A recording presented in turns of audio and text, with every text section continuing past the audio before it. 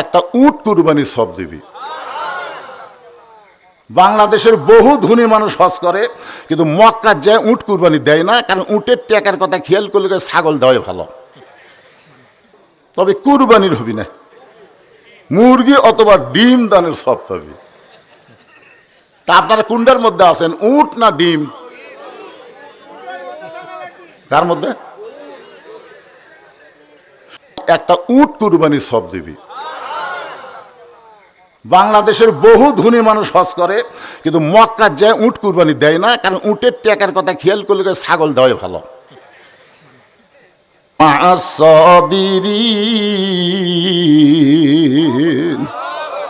এখানে আল্লাহ বলতেছেন, যারা আমাকে বিশ্বাস স্থাপন করেছো, একটু মনোযোগ দেন। জিকির শব্দের কথা বলতেছি। খুবই চেষ্টা করছে কোরআন শরীফ বন্ধ করে দেওয়ার জন্য, কিন্তু রাসূলের কোরআন বন্ধ করবার ওরা পারেনি। তখন মক্কার কাফেররা চিন্তা করলো, যেভাবেই হোক যার উপর কোরআন নাজিল হয়েছে তাকে দুনিয়া থেকে শেষ করে দেওয়া লাগবে। আল্লাহ নবীর ঘর ওরা ৭-৮ জন, কোন কিতাবে লেখছে ৭-৮ জন, লাঠি সোঁটা যা আছে, জিকির মানে একটু মনোযোগ দিয়ে শুনবে, লাঠি সোঁটা যা আছে সব নিয়ে নবীর ঘর ঘেরাও করলো রাতের বেলা। ধরে কখন? রাতের বেলা ঘেরাও করলো। সবাই যখন লাঠি সোঁটা নিয়ে নবীর ঘর ঘেরাও করলো, তখন নবী আস্তে আস্তে আলীর কাছে গিয়ে বলেন, আলী। আলী বলতেছে, হুজুর কি খবর? বলে, আজকে আমার বিছনাত ঘুম পাড়া লাগবে। ভাইজান, খুবই গুরুত্বপূর্ণ কথা বর্তমান বাংলাদেশের প্রেক্ষাপটে, একটু মনোযোগ দিয়ে শোনেন। আলী বলতেছে, হুজুর আপনার বিছনাত যদি আমি ঘুম পাড়ি তাহলে আপনি কি করবেন? রাসূল বলতেছে, আজকেই আমার ঘর থেকে বাইরে যাওয়া লাগবে, এখানে আর থাকার পরিবেশ নাই। আলী বলতেছে, হুজুর আমি কিন্তু খেয়াল করছি ওরা ৭-৮ জন লাঠি সোঁটা নিয়ে দাঁড়িয়ে আছে, আপনি বাইর হলেই মারবি হুজুর। রাসূল বললেন, আমি তো বার হচ্ছি না, আল্লাহ আমাকে বার হবার বলতেছে। কে বার হবার বলতেছে? আলী বলতেছে, আমি আল্লাহ বুঝবার পারলাম না। এতদিন আপনার বাড়ি কেউ ঘেরাও করেনি, তখন আল্লাহ বাইর হবার কয়নি, আর আজকে সবাই মারার জন্য যখন ঘেরাও করছে তখন আল্লাহ আপনাকে বাইর হবার করছে। তার মানে বোঝা গেল আল্লাহ মনে হয় আপনাকে মারবি।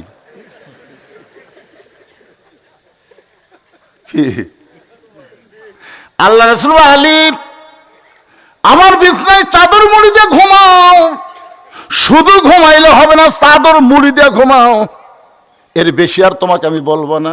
নবীর কথা মতো হযরত আলী, আল্লাহ নবী যেই বিছনায় ঘুমায় ওই বিছনায় চাদর মুড়ি দিয়ে ঘুমায় গেল। রাসূল আমার দরজা খুলে তাকায় দেখে ৭-৮ জন নেতা লাঠির সোঁটা তরবারি নিয়ে দাঁড়ায় আছে।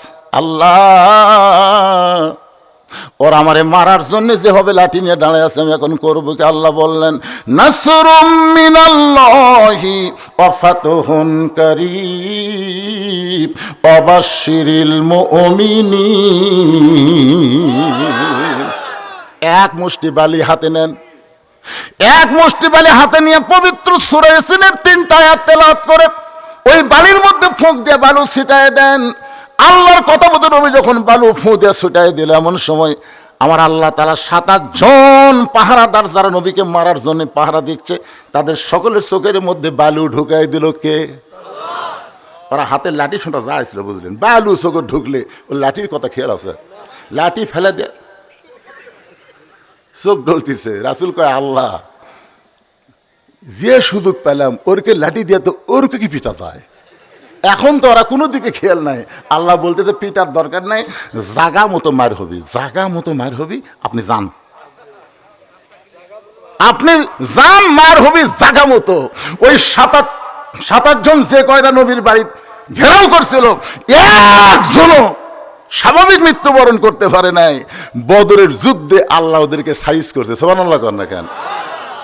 নবী আমার বের হয়ে চলে গেলেন, আবু বকরের দরজায় নেতা কেমন, কর্মী কেমন একটু খেয়াল করেন।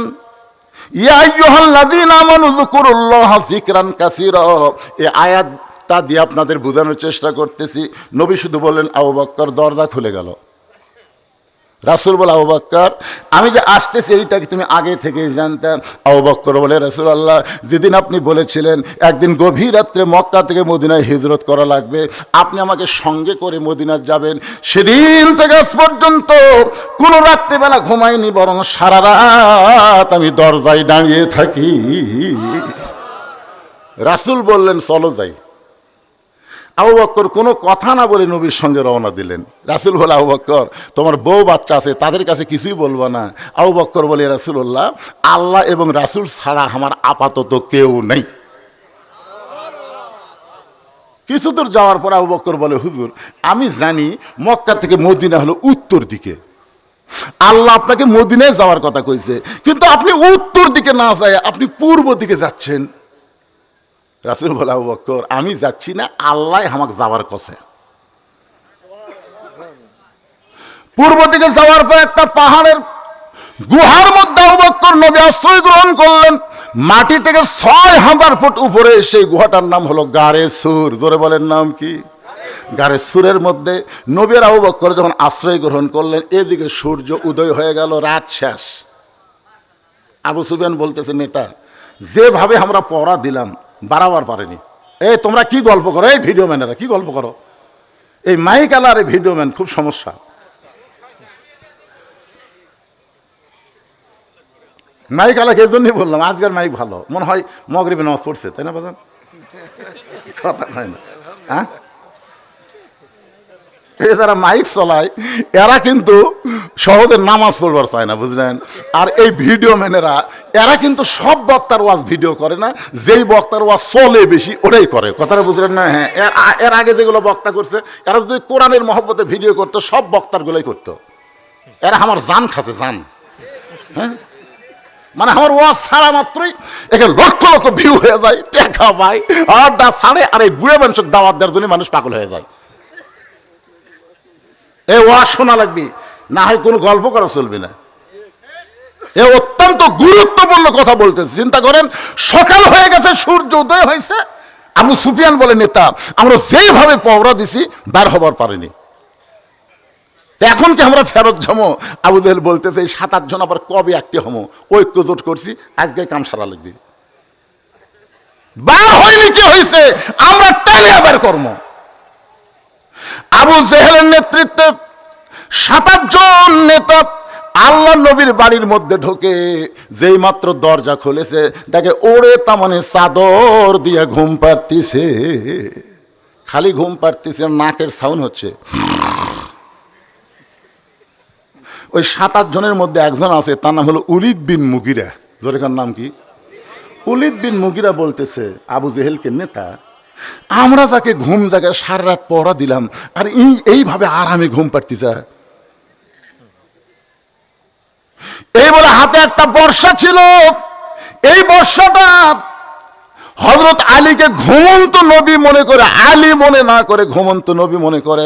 উলিদ বিন মুগিরা যখন বর্ষাটা মারতে চায়, এমন সময় আবু জেহেল খপ করে বর্ষা ধরে বলতেছে, রে উলিদ বিন মুগিরা, ঘুমন্ত মানুষকে মারা জায়েজ না। সুবহানাল্লাহ কন না কেন? তার মানে বোঝা গেল আবু জেহেল ফতুয়া জানে, ঘুমন্ত মানুষকে মারা জায়েজ না। উলিদ বিন মুগিরা বলে, নেতা সবসময় আপনার কথা মানা যাবে না।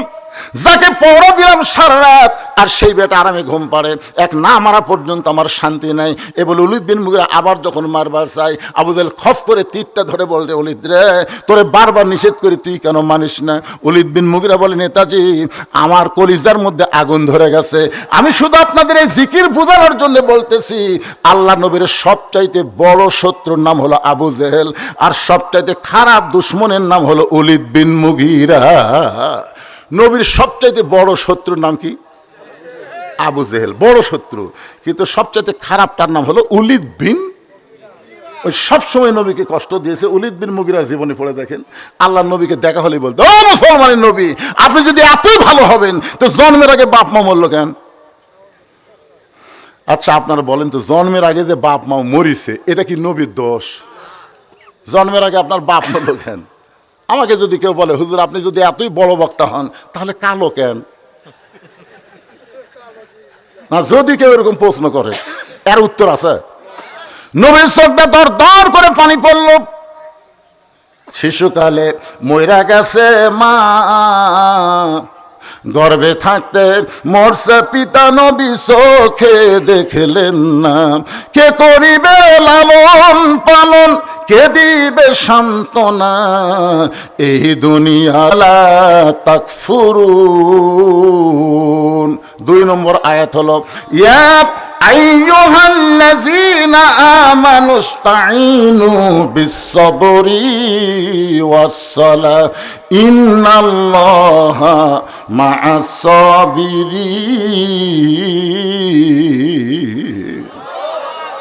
ধৈর্যশীলদের সঙ্গে কে আছে? মাশাআল্লাহ।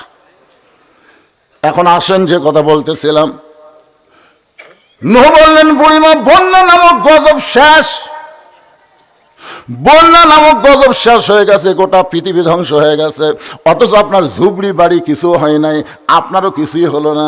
সঙ্গে সঙ্গে মুচকি মুচকি বুড়ি হাসে। নূহ বলে বুড়িমা হাসেন কেন? বলে তুমি যখন আমাকে হাত ধরে নৌকায় উঠাবার চাইছিলা, তখন আমার ঈমান বলেছে দুনিয়ার সবাই সবাইকে ভুলতে পারে, কিন্তু আমার আল্লাহ কোনোদিন কাউরে ভুলবে না। তাহলে জিকির নবীর হবি না আল্লাহর হবি? এই যে কবি নজরুল একটা ভুল লিখছিল, নবী নাম জপে যেজন, নবী নাম জপে যেজন, সেই তো দোজাহানের ধনী, নবী মোর পরশমণি, নবী মোর সোনার খনি, নবী নাম জপে যেজন হবে না, এখানে বলা লাগবে নবী নাম ভাবে যেজন, নবী নাম ভাবে যেজন, সেই তো দোজাহানের ধনী। একটা মানুষ যদি সারা জীবন নবী নবী নবী নবী নবী জিকির করে, তার আমল নামায় একটা সওয়াব আল্লাহ দিবে না। আর একবার যদি আল্লাহ জিকির করেন, জিকিরটা যদি কবুল হয়, 8টা জান্নাতের দরজা আল্লাহ খুলে দেয়। তাহলে জিকির হবে কার? আরো জোরে মাশাআল্লাহ। এই জিকির এখানে আমরা স্মরণ বুঝলাম। আর একটা আয়াত আপনাদের সামনে তেলাওয়াত করি, দেখেন তো এই আয়াত মানে জিকির, এই আয়াতে জিকির মানে কি, একটু মনোযোগ দিয়ে শুনবেন। ইযা নুদিয়া লিস-সালাতি মিন ইয়াউমিল জুমআ ফাসআউ ইলা যিকরিল্লাহ। আচ্ছা, এই আয়াতে জিকির মানে কি? আর কথা কয় না, দেখছেন? এই আয়াতের জিকির বুঝিছে, আর কথা কয় না। আপনারা বলেন তো, এখানে যত মানুষ বসে আছেন, কারা কারা মাগরিব এশার নামাজ পড়েছেন? হাত তুলবার বলতেছি না, একটু চিন্তা করেন তো। যারা মাগরিব পড়েননি, এশাও পড়েননি, ওয়াজ শুনতেছেন, আপনারা যদি ফজরের আগে মরে যান, মানে মাগরিবও পড়েননি, এশাও পড়েননি, ফজর আগে মরেছেন, দুনিয়ার কত হুজুর আপনার জানাজা পড়ালে, দোয়া করলে আপনি জান্নাতে যাবেন? যাবেন? কারণ এখানে রাসূল বলেছে লা সালাতা লা ঈমানা, যার নামাজ নাই তার ঈমানই নেই। এটা কি আমার কথা? আল্লাহ রাসূল বলেছে লা সালাতা লা দীনা, যার নামাজ নাই তার ধর্মই নাই। বাইনাল আবদি ওয়াল কুফরি তরকুস সালাত, বান্দা আর কাফিরের মধ্যে পৃথক করার জিনিসটার নামই হলো নামাজ। এখন আপনারা বলেন ভাইজান, যারা মাগরিব এশার নামাজ না পড়ে ওয়াজ শুনতেছেন, তাদের জন্য কি তওবা করা দরকার না? যে আল্লাহ যা করছি করছি, আল্লাহ আর করবো না, ফজর থেকে বাকি জীবন একটা ওয়াক্ত নামাজ বাদ দিব না। আল্লাহ বলে ফেরেশতা তোমরা সাক্ষী হও, যারা তওবা করে বললো ফজর থেকে এক ওয়াক্ত বাদ দিবে না, যত নামাজ না পড়ার পাপ হয়েছে আমি আল্লাহ সব মাফ করে দিলাম। তাহলে ফজর থেকে নামাজ ধরা লাগবে। এই যুবকেরা কথা কও না কেন? তোমাদের হাতত যে মোবাইল আছে, বুঝলেন, মোবাইল দেখলেই চিন্তা হয়।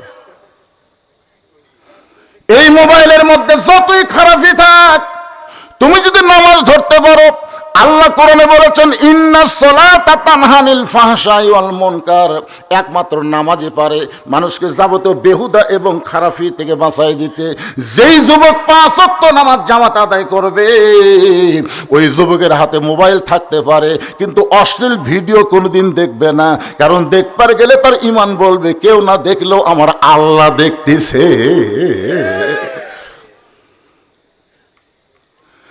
এখানে আল্লাহ তাআলা একেবারে ডাইরেক্ট বলেছেন ইজা নুদিয়া লিস-সালাতি মিন ইয়াউমিল জুমআহ, এই খুব খেয়াল করবেন, জুমা মানে কোন নামাজ? তো সেটা কর না কেন? একেবারে সবাই জবান খুলে বলেন কোন নামাজ, আরো জোরে। আচ্ছা, জুমার নামাজে কখন আসা লাগবে সেই কথা কি এই আয়াতের মধ্যে আছে? নাই। ফাস আও শব্দের অর্থ কি? ফাস আও মানে কি? আজান শুনে লায়ক তেল দিয়ে ধীরে ধীরে হাঁটা, এত জোরে হাঁটা লাগবে দেহ যেন বুঝবার পায় মরদ হাঁটতেছে। আর্মিরা যেমন রাস্তা হাঁটে, ওরা কি চৌকিদারের মতন হাঁটে? আজান শোনার পরে, জুমার আজান শোনার পরে এইভাবে মসজিদ দিকে আসা লাগবে। আপনারা বলেন তো, জুমার দিনে আপনারা মসজিদে কি আগে আসেন না পরে আসেন? খুব খেয়াল করে শোনেন, জিকিরের ওয়াজ হচ্ছে আজান শোনার প্রথম 3 মিনিটের মধ্যে যারা মসজিদের মধ্যে ঢুকবে, আল্লাহ তাদের আমল নামায় একটা উট কুরবানি সব দিবি। বাংলাদেশের বহু ধনী মানুষ হজ করে, কিন্তু মক্কার যায় উট কুরবানি দেয় না, কারণ উটের টাকার কথা খেয়াল করলে ছাগল দেওয়াই ভালো। আর আপনি যে অবস্থায় থাকেন না কেন, 3 মিনিটের মধ্যে মসজিদে পা দিলে একটা উট কুরবানি সব পাবেন। 5 মিনিটের মধ্যে মসজিদে পা দিলে একটা গরু কুরবানি সব পাবেন। 10 মিনিটের মধ্যে যারা মসজিদে পা দেবে একটা ছাগল কুরবানি সব পাবে। যখন ইমাম সাহেব খুতবা দিবে, এমন সময় তারা কেউ যদি মসজিদে পা দেয়, তাকেও আল্লাহ সওয়াব দিবি, তবে কুরবানির হবি না, মুরগি অথবা ডিম দানের সব পাবি। তা আপনারা কুন্ডার মধ্যে আছেন, উট না ডিম? কার মধ্যে? উটের মধ্যে আগামী জুম্মা থেকে কারা কারা থাকবেন? আল্লাহকে একটু হাত দেখান তো দেখি। আল্লাহ তুমি দেখো, আল্লাহ হাত নামান, হাত নামান। হাত তো তালত তুললেন, এখন কি যে করবেন ভাই। জুমার দিনে ইমাম সাহেব শুধু নামাজ পড়ায় না, নামাজের আগে একটা খুতবা দেয়। যেরকম কি দেয় আপনার বলেন তো, এই খুতবার গুরুত্ব কেমন? অর্ধ জাহানের খলিফা হযরত ওমর, অর্ধ জাহানের খলিফা হযরত ওমর জুমার দিনে মসজিদের মেম্বরে দাঁড়িয়ে খুতবা দিচ্ছেন। এমন সময় একজন সাহাবী দাঁড়িয়ে বলতেছে, আমির আল মুমিনিন, আপনার খুতবা আমরা শুনবো না। ওমর ফারুক বললেন, আমার অপরাধ কি? বলে, আপনার অপরাধ হলো আমাদেরকে খাটো পাঞ্জাবি দিয়ে আপনি লম্বা জুব্বা পরে খুতবা দিচ্ছেন। এই জিকিরের কথা একটু মনোযোগ দিয়ে শুনবেন। আমাদেরকে খাটো পাঞ্জাবি দিয়ে আপনি লম্বা জুব্বা পরে খুতবা দিচ্ছেন। যতক্ষণ পর্যন্ত লম্বা জুব্বার কাহিনী না বলবেন, ততক্ষণ পর্যন্ত আপনার খুতবা আমরা শুনবো না। এখানে কি বুঝলেন?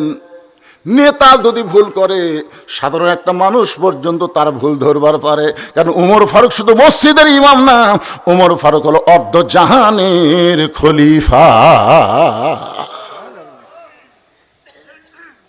হযরত ওমরের চোখে যখন দরদর করে পানি পড়তেছে, এমন সময় আব্দুল্লাহ ইবনে ওমর 30 পারা কোরআনের হাফেজ, 6 লক্ষ হাদিসের হাফেজ, সুবহানাল্লাহ কোন? 30 পারা কোরআনের হাফেজ, নেতার বেটা কোরআনের হাফেজ। আজকে বাংলাদেশে এমপির ছেলে, মন্ত্রীর ছেলে যদি কোরআনের হাফেজ হতো, বিশ্বাস করেন প্রাইমারি ভিক্ষা করে চলান লাগতো, হাফেজি মাদ্রাসার কোনো আদায় করা লাগতো না। কিন্তু সব খালি গরিবের সন্তান, যে কটা মাথার পাগড়ি পড়লো খোঁজলে দেখেন কি, খালি গরিবের সন্তান হাফেজ হবি আর ধনী সন্তান মশান মারবি। এই কি মনে করতেছেন? খালি গরিবের সন্তান হাফেজ, ধনীর সন্তান মশান মারবে? ওমর ফারুকের সন্তান অর্ধ জাহানের খলিফা, 30 পারা কোরআনের হাফেজ, 6 লক্ষ হাদিসের হাফেজ। ছোড়া রকম না কেন? একটা এমপিও সংসদে এই হাফেজি মাদ্রাসার কথা কয় না, একটাও কয় না। দেখছেন আপনাদের কত বছর সংসদে কোন এমপি কছে যে হাফেজি মাদ্রাসা করে খুব বিপদে আছে, হুজুরের বেতন নাই, ছাত্রকে খাওয়া নেই কথা? কারণ এরা জানে আমরা এমনি উপকার পাচ্ছি, খালি নেতা মরবি। আর যদি কয় আসেন হুজুর, কত গেলে হুজুর আমাদের মধ্যে আছে, যাই বলে আইরে সেই দিকে যাই রে, বোঝা শোনা নাই রে।